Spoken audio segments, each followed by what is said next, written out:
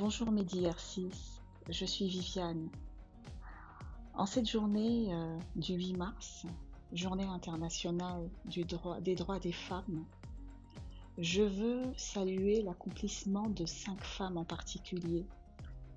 Je veux dire merci à ces femmes, merci d'avoir vu des possibilités là où d'autres ne voyaient que des limitations.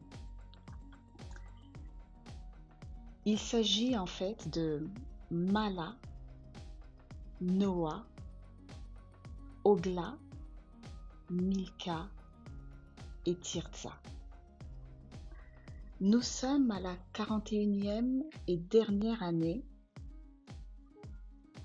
de la marche du peuple d'Israël dans le désert,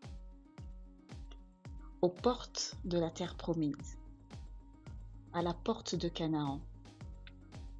On recense le peuple, on partage le pays, on attribue des parcelles de terrain à chaque famille afin d'éviter l'anarchie sur place.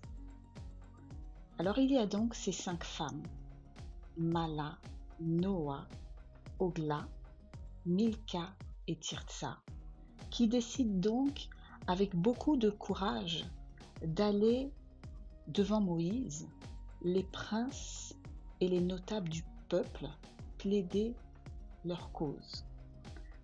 À cette époque, ce n'était pas chose facile, ce n'était pas du tout envisageable pour les femmes d'oser se lever et avoir l'audace de revendiquer quoi que ce soit sur la place publique.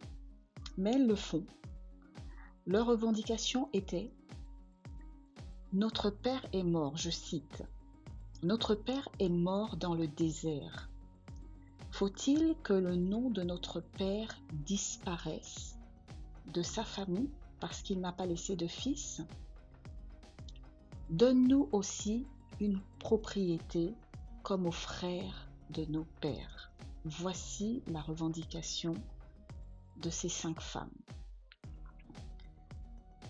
Donc Moïse, en fait, se trouve sans réponse, en fait. Il ne sait pas quoi répondre à cela, car la loi ne prévoyait rien pour elle. Il y a un vide juridique à cette époque concernant les femmes dans cette situation-là. Moïse a dû aller interroger Dieu à ce sujet. Et c'est la partie formidable. C'est la partie qui est formidable, c'est la partie qui m'intéresse.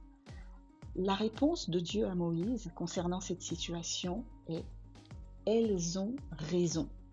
Dieu dit « Elles ont raison ». Dans une époque où les femmes n'ont pas droit à la parole, Moïse dit que la revendication de ces femmes est sensée.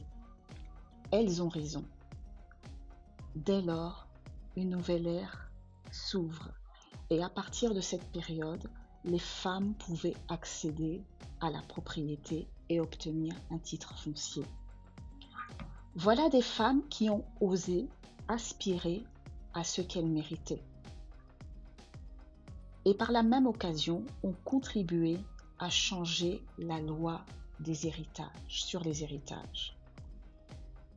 Elles s'étaient dit, il n'y a pas de favoritisme qui vaille. Nous voulons des droits. Nous voulons moissonner à égalité avec les hommes. Il y a suffisamment de terres, de biens, de richesses pour tous. Et c'est ainsi que la loi sur les héritages évolua.